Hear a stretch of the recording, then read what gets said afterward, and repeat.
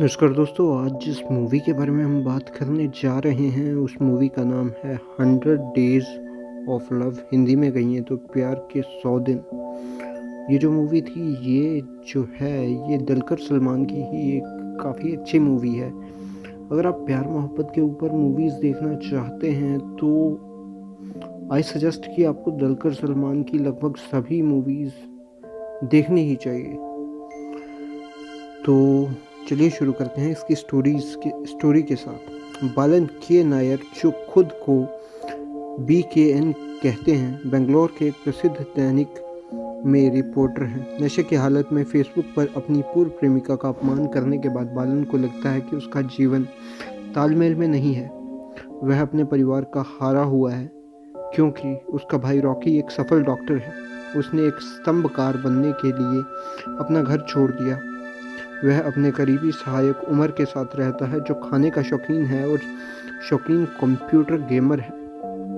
एक दिन बालन की मुलाकात शीला से होती है जब वे दोनों एक ही समय में टैक्सी पर बैठते हैं। बालन उसे देखता है और तुरंत प्यार में पड़ जाता है। जैसे ही टैक्सी चली जाती है, बालन फर्श पर शीला का बैग पड़ा हुआ देखता है। बैग के अंदर बेंगलोर के कुछ स्थानों और कुछ लोगों की तस्वीर वाला एक पुराना कैमरा है।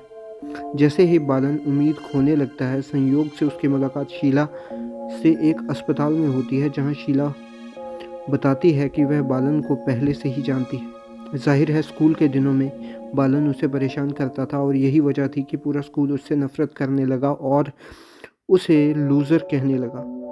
वह तुरंत भविष्य में शीला से दूर रहने की कोशिश करता है। हालांकि वह उससे मिलती रहती है और उसकी पूर्व प्रेमिका की शादी में उसकी प्रेमिका बनकर जाती है।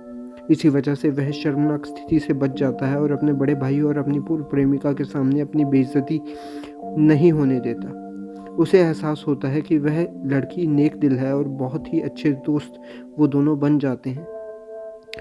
कई मुलाकातों और दृश्यों के बाद एक बैठक में बालन ने शीला को एक कैंडल लाइट डिनर पर आमंत्रित किया जहां सभी हास्यास्पद और शर्मनाक स्थितियां घटित हुई जो उनके बंधन को और भी ज़्यादा मजबूत करती हैं।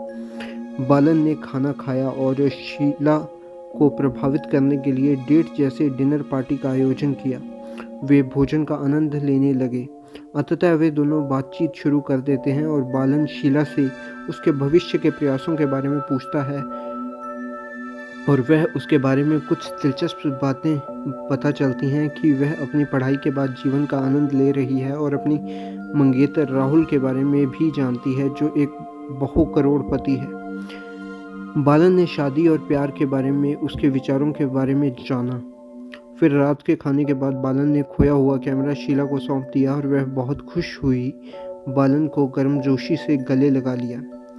पब पहुंचकर बालन एक पेड़ के पास कार खड़ी करता है। दोनों पार्टी का आनंद लेने के लिए नीचे उतर जाते हैं, लेकिन इसी बीच उन्हें पता चलता है कि उमर अभी तक नहीं पहुंचा। तब बालन उमर को फ़ोन करता है। इस बीच शीला गायब हो जाती है और बालन उसकी तलाश में जाता है, लेकिन वह उसे नहीं मिलती।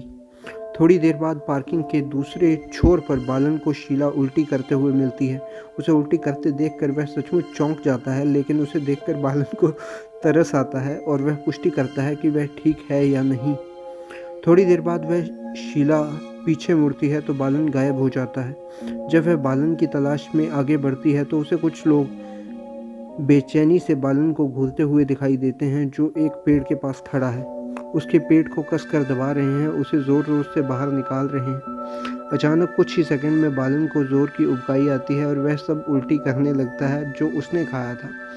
बाद में वे दोनों अस्पताल में जाते हैं जहां डॉक्टर पुष्टि करते हैं कि उनकी उल्टी का कारण फूड पॉइजनिंग था। बाद में अस्पताल के बिस्तर में लेटा हुआ बालन शीला से माफ़ी मांगता है, फिर भी वह अनमनी और अनजान सी बनी रहती है।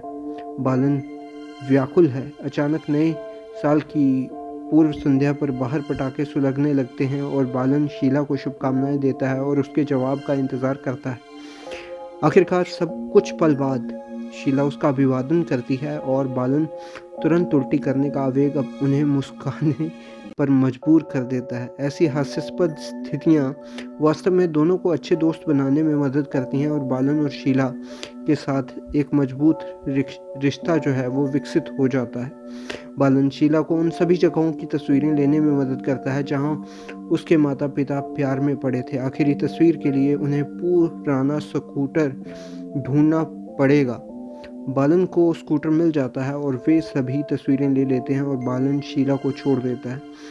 उससे कैमरा ले लेता है और उसे कहता है कि वह एडिट करके देगा।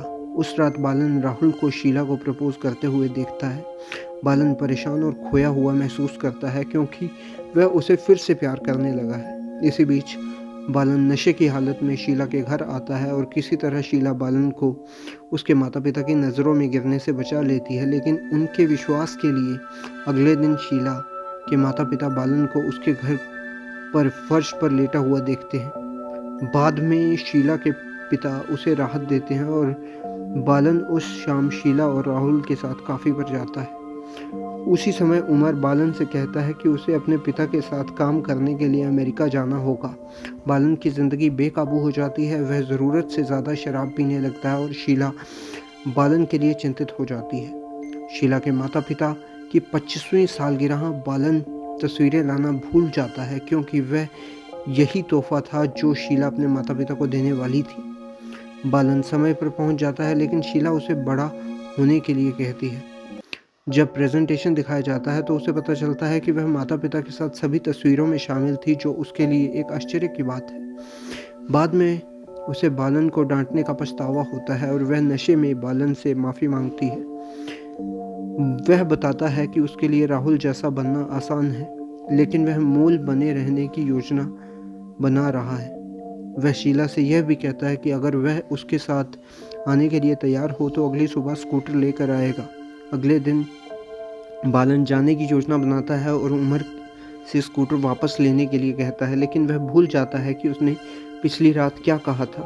उत्साहित शीला स्कूटर की आवाज़ सुनकर बालन की प्रतीक्षा में दौड़ती हुई बाहर आती है, लेकिन वह केवल उमर को देखकर निराश हो जाती है।